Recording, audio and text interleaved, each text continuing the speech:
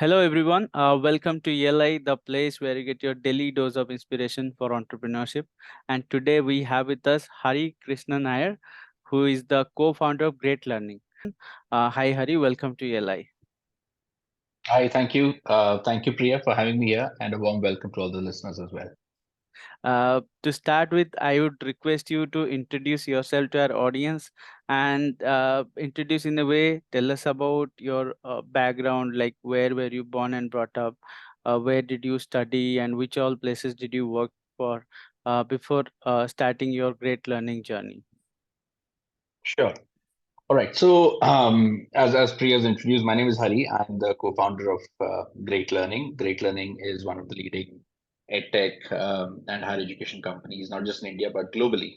And we cater to a large audience of learners, which constitutes working professional students. Anywhere ranging between 18 years to all the way up to 55 years, both from India and abroad. About my own background, all of my schooling actually happened. So I've been to multiple places in India. So all of my schooling happened in Bhopal in Madhya Pradesh. And then I went to Trivandrum in Kerala. That is where I'm originally from for my engineering. So I did my engineering from Trivandrum. And immediately after my engineering, I went to Gurgaon to pursue my MBA at MDI Gurgaon, Management Development Institute Gurgaon. Mhm. And in the second year of my MBA program is when I won't say that I decided to become an entrepreneur, but I got interested in entrepreneurship. And this is, 2006, right? So it's the whole entrepreneurial and startup scene in India was very different in 2006 than what it is now. So the whole buzz around it was also very different. But Right. but I just felt that it is something that I should try. Not that I come from a business background. I mean, nobody that I know of in my family has ever done a business. So it's not as if I had any background or any backing, but it's something I wanted to try. And that's how, while at MDI itself, I decided to opt out of placements and start up my first venture, which was called iLabs. So we did the iLabs, or we ran iLabs from 2007 to 2010. And then, because we were not getting a lot of success with iLabs, so we had to sell the product and shut it down. And that's how I joined the team, joined Mohan, who's the founder and CEO of Great Learning. I joined him, and then eventually we started Great Learning. And since Great Learning officially started in 2013, we started work on it in 2012. So now it's been close to 10, 11 years that we've been building Great Learning. Got it. So tell us about the early days. When you joined, was there a platform already built or, did you start from scratch? No, there was nothing built. We started absolutely from scratch. So the opportunity that we saw was that, and this is around 2012. So 2012 is also the time when Coursera launched. Mm. But Coursera, of course, launched as a MOOC, offering free courses and all. And the opportunity that we saw was that, uh, you know, there are a lot of working professionals in our country, right? So India happens to be a knowledge economy, right? So one of the largest populations of knowledge professionals working in India, Mhm. and catering to the needs of global corporates across the world. But the gap that we saw was that there was no one place where these professionals could go and upskill themselves.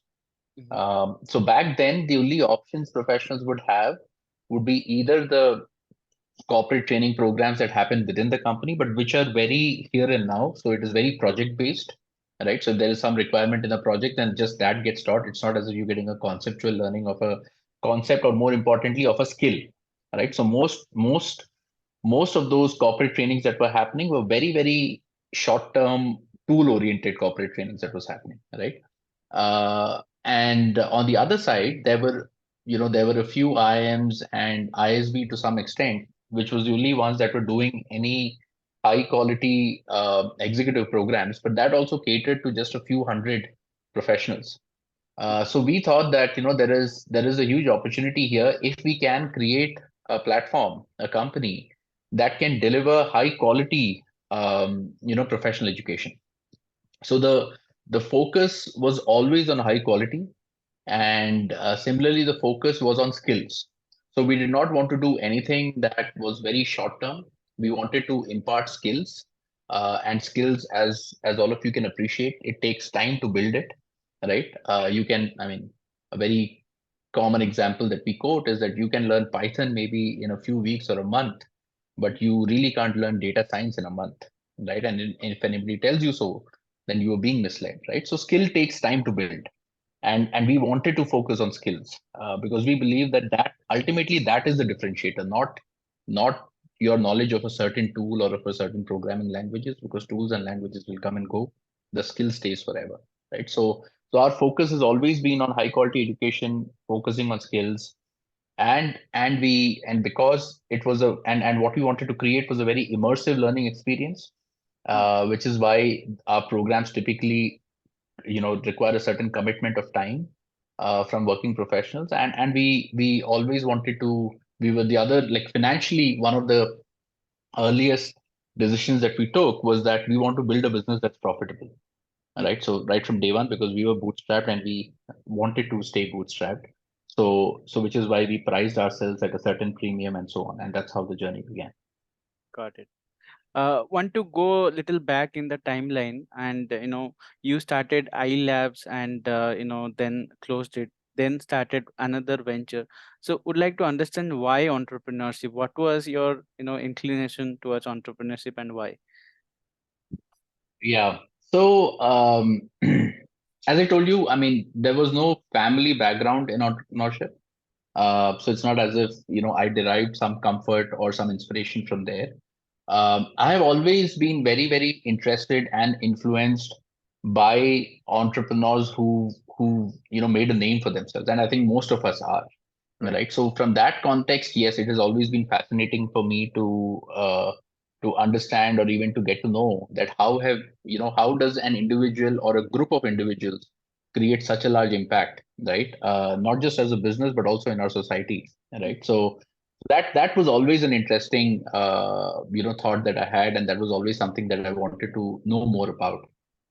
In the second, so when I joined business school, to be very honest with you, like most aspirants who join business schools, my immediate aspiration at the time of joining a business school was to essentially get a good job. And I was interested in jobs in marketing, so that's what I wanted to become. I wanted to become a marketer. I even got a good internship where I got to at least experience some of it from the ring side. And it is at that point in time during that internship that I realized that I'm not very sure if this is what I really want to do, in the sense that this is where I want to build my career, like the next 30, 40 years that I spend working. Is this the field of work?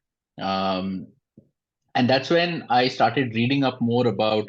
At that point in time, it's not as if there were a lot of YouTube channels or blogs, but I still do remember, even in the earliest days, there were a few outlets like TechCrunch and all, where I started reading more about people who are starting up, and though all of that was very US specific and not really India specific, but at least trying to vicariously get to know what is driving them, or what are the kind of innovations that are happening. And I think that was the initial seed of curiosity, right? That if there are people who are doing it, and we have all these examples of such successful entrepreneurs, then why not give it a try, right? So that's how it started. The initial curiosity came from there. It's not as if I had a very clear plan or very clear goals, or I had any idea of what it would take, right, to go down that path. But it was that curiosity that basically kind of made me explore more and venture more in that direction. And there were a few entrepreneurship courses that I took in MDI. There were some entrepreneurship labs that I attended during my second year. All of that just further um, kind of piqued my interest. Mhm. All the while, I still remember there was a lot of self doubt, because I did not know whether I'm the right fit for doing something like this, Mhm. or even the knowledge of what it takes, right? But it was just, it was just more, you could say, more like a blind faith or belief that, I believe that I can. And that's how we started. And there came a decision point that, do you sit for jobs? I mean, do you sit for placements, or do you try to chart a path on your own? And I, knowing myself, I realized that, if I take up a job, then it will be very hard for me to actually make this decision of starting up. Mm. So which is why I decided to, go down the path less taken, which is opting out of placements and, putting all my, as I say, putting all my eggs in one basket, right? And starting out. Wow. Most of the people uh, uh, who think about entrepreneurship, they eventually drop out because they don't find the right co-founder. So finding a co-founder is one of the biggest hurdles in entrepreneur's life. So can you tell us the story of, how did you find your co-founder, and, more than that, how did you develop a level of trust and understanding required between the co-founders? Yeah. So I'll give you two instances from my journey, which actually answer the question in two very different ways, right? So iLabs, that which was my first venture, I started it with with one of my best friends. We've known each other all the way through school, right? Mhm. So it's not as if we were strangers to each other, right? So we knew each other really, really well. And he was a techie. He just graduated from IIT and was working for a few years. And I was coming out of business school. So so the initial amalgamation of thoughts was that, you build the tech platform and I'll run the business, right? And there were obviously no interpersonal, bridges to be covered, because we just knew each other so well and we could completely confide in each other. Mhm. So that's how we started, right? So, the first, like, founding team of iLabs, as I said, we had a lot of interpersonal history, right? So to the point that you asked, in terms of trust or building trust, it was not needed, because there was such a long, we both went back such a long time. Mhm. But it did not work out, right? In the sense, I mean, we are great friends even today, right? He is still one of my best friends, but as a venture, it did not work out, Okay. right? And when it comes to great learning, Mohan and I started Great Learning in 2013. And it's not as if I knew Mohan personally. The way I got introduced to Mohan is that Mohan's younger brother is also my batchmate from MDI, right? Mhm. So it was through that connection that I even got to know Mohan, or got introduced to him. And initially we were working on some project, and then we started this. So it's not as if we had a lot of so-called history or chemistry, right, between us. But then that trust has been built over the years, right, by being completely honest, transparent, and fair to each other, Mhm. right? So at the same time, I've seen so many other startups where the best of friends have feuds, right? And similarly, complete strangers, right, also amalgamate and create a great team, right? So I don't think it is about, it's not as if there is one right way to do it, right? People start companies with families, with friends, and with complete strangers. And I've given you two examples of two extremes that I myself have experienced. I think ultimately it comes down to the intent, right, and transparency and honesty between the founders, right, or between the founding team, right. And I think as long as that is there, most teams do find a way through. Got it. So you found your co-founder, you shortlisted the problem to solve, and even had a business hypothesis to give great quality learning, get great quality education for upskilling. So the idea from an idea point of view, yeah, it's quite great. But how did you, go about executing it? What were the initial things that you did? Did you start by building a tech platform, or did you go collaborate with the tutors? How did you go about it? Yeah. So as I told you that, when we started Great Learning, we did not, it's not as if we had the luxury of a lot of, let's say, funding, right? Or a lot of capital, right? And we did not want to build it that way. We said that, we are, if you're building a business, the first and foremost rule of a business, or two rules of a business. One is that it should create a positive impact on the consumers and largely on the society. And second rule of business is that it should be profitable, Okay. right?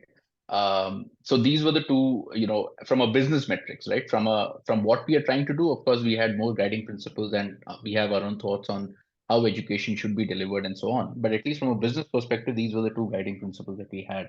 Mm. So we are very clear that right from the word go, the business that we are trying to build has to be profitable, which means it has to have solid unit economics, and we do not have a lot of, the comfort of a lot of capital to be invested. So and why I gave that pretext is because it is not as if we first went out to build a tech platform, right? First, we went out to the market with the message that this is what we're trying to do, Okay. and we wanted to see if there are consumers who will believe in us, right? If there are professionals who will be ready to to invest their time, trust, and money in us, right? So that was the first thing that we had to prove for ourselves. So I still remember, when we started out, and we started out with a course in business analytics, in 2013, and back then it was not an online platform. It was what we even today call as a blended platform, which means that part of it happens online, Mm-hmm. but every 2 weeks, you have to come for classroom sessions, Okay. right, over the weekend, to our learning center, right? So there was an offline and online mix, right? That's how we started. And when we started, our first challenge was, how do we put together a cohort together? How do we put together that first batch? Mm-hmm. And it's not, I mean, we knew what we were going to teach. We had signed up with certain faculty and industry experts who would come and teach.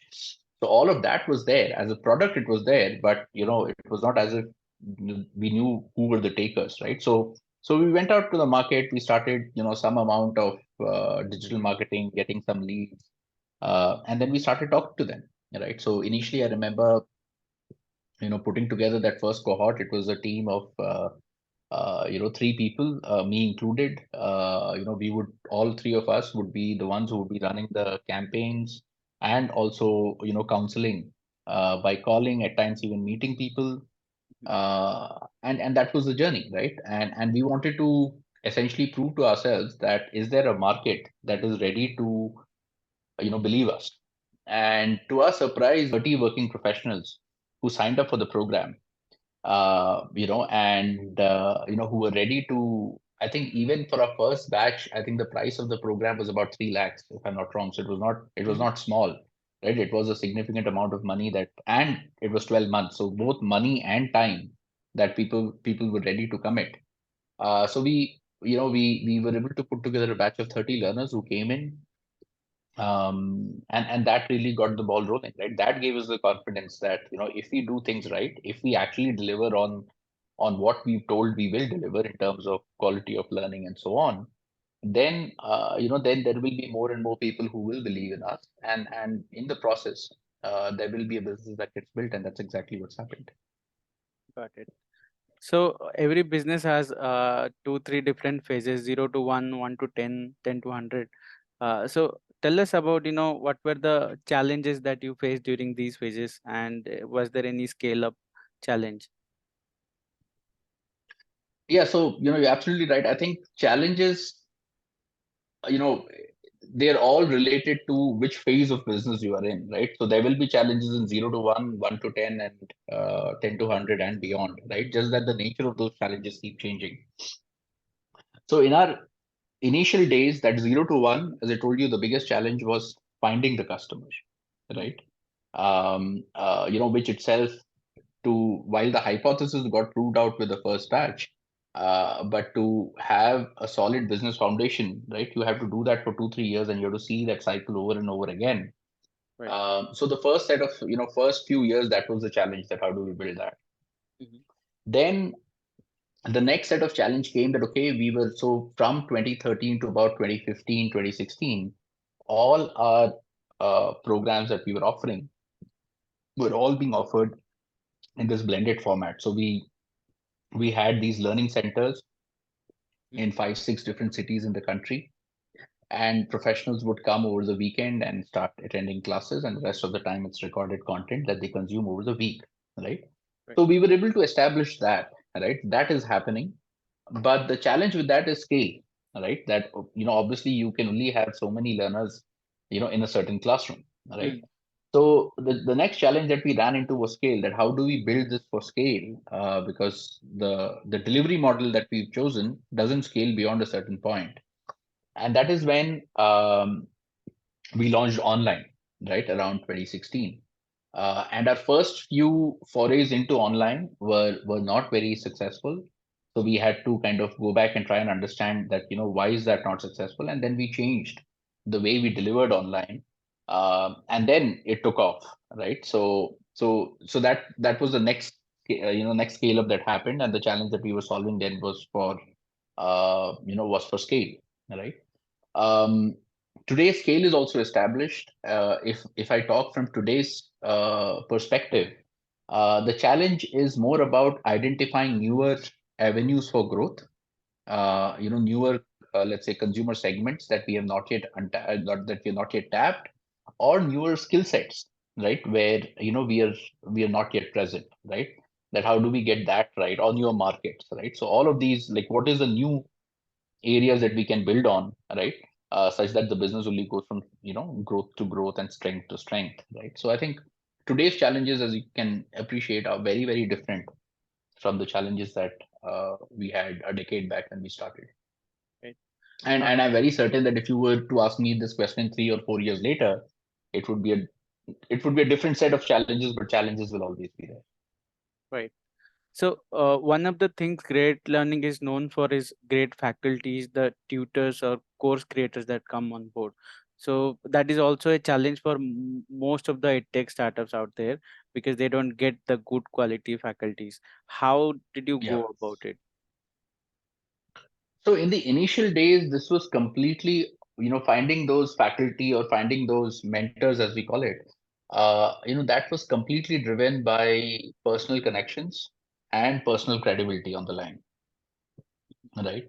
It is when that initial set that came through personal connections and personal credibility, when they came and they experienced what we are trying to do, and the quality that we're imparting, that they became even more committed and started giving even more time, and then the word kind of spreads across, right? So today, while yes, we still need more mentors, and we continuously onboard mentors on a monthly basis, but I would not say it is as big a challenge as it was, let's say, 10 years back or 8 years back, right? Because the word has spread, right? And that is what happens in any business, right? That once you start delivering on whatever you have promised or committed as a business, then the word spreads and you will find more customers, more collaborators. Right. So all these years of entrepreneurship, I am sure you would have gone through a lot of failures and you would have learned lot of lessons from that as well. So can you tell us some of the top lessons that you have learned as an entrepreneur, which we can take away and probably apply to our ventures as well? So I think in any entrepreneur's life, if you do check and balance, the failures would always be more than the successes and the wins. Hmm. Um, but of course, what gets written about, spoken about, are the wins, right? And it's a journey. It's a continuous journey, right? Right. So I'll answer this question on 2 3 fronts. See, first, as I told you in my introduction, my first venture, which was iLabs, was not successful, Hmm. right? It was not successful because I think we lacked in when I look in hindsight, we lacked, the business acumen to understand what is the space and value that we are creating, in the business that we are operating in. And obviously the business decisions that we took to that effect, right? Whether it is in terms of, what kind of a product we are building or what kind of a team we are building, all of that aspect, right?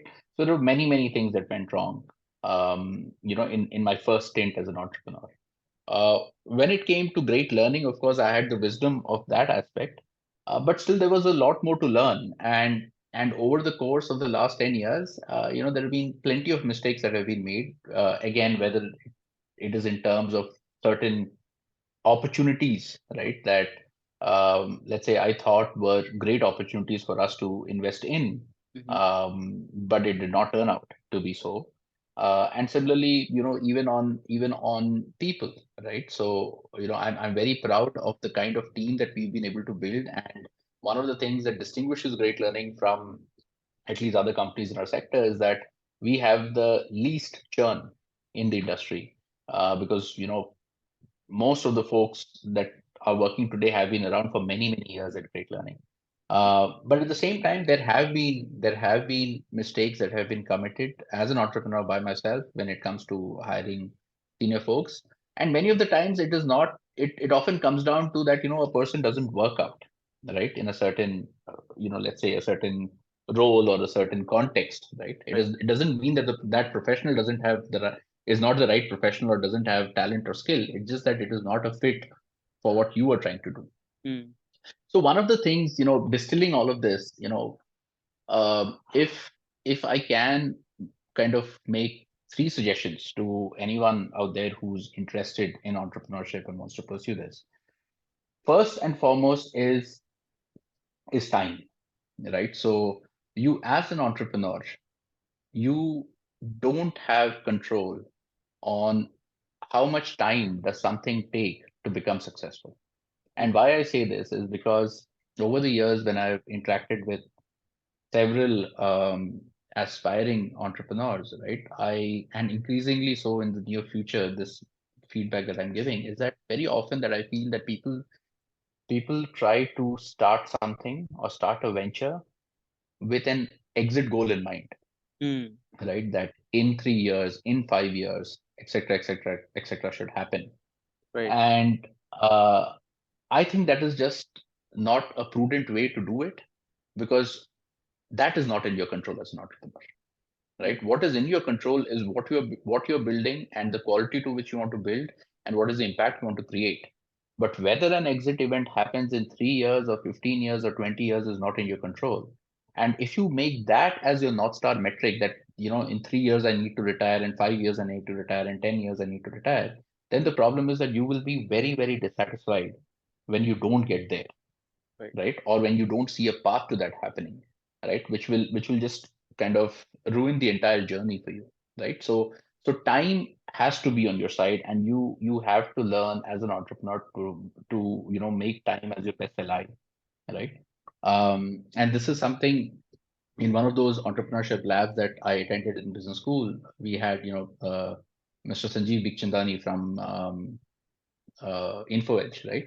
He was one of our mentors, and this was a message that he told me, he told us, and that stayed in my mind, is that if to most startup teams, right, you remove this whole veneer of time, Mm. right, and if you give them more time to do what they are doing, more often than not, you will see them succeed, Right. right? So, contrary to usual opinion, I don't believe that startups fail or startups shut down or teams dismantle because of lack of capital. I think more teams dismantle because of the lack of time they give themselves, right? It is easier said than done, because at some point in time, you, as in an entrepreneur's journey, you also have to take decisions on whether you should continue doing something or not. I Right. get that, right? But at least don't start up thinking about an artificial time frame, because it's just, more often than not, it's not going to work out, and that's going to put a lot of pressure on yourself when you're working in an environment which anyways is laced with enough pressure and stress, right? So Yeah. that is one. The other bit, yeah, so I spoke about time. The second bit is that you have to, I think when and again, I'm saying from my experience that it has to be very clear to you as an entrepreneur, why are you doing something, Mm. right? And it can't be like the usual glory aspects like money or fame and stuff and like that, because there is nothing you can do or you can consciously do to get that, Right. right? So you have to really answer for yourself that why are you doing this, and To my mind, every time I've asked this question to myself, or when I've interacted with other people who've gone on to build great ventures, I think it always comes down to the fact that you want to create value. Mm. You're deeply driven by the fact that you want to create value, right? And value could be creating an organization, value could be creating employment, value could be creating a product that is loved by many customers. Whatever your definition of value is fine, right? But you have to be driven by that. Intrinsically, that is the one motivator that you need to have. And rest everything, right? The glory, the fame, the money, whatever it be, are all consequences that happen with time. And as I already spoke about, that time aspect is not in your control. So while you may want it to happen in 1 year, it may take 12 years, right? And so be it. But for you to be on that journey for 12 years, your internal motivation has to be really strong that this is why I'm doing this, right? Because in every entrepreneur's journey, especially in the initial years, most days you will come back from work thinking, why am I doing this? Mm. Right? Or why am I pushing myself so hard? Right?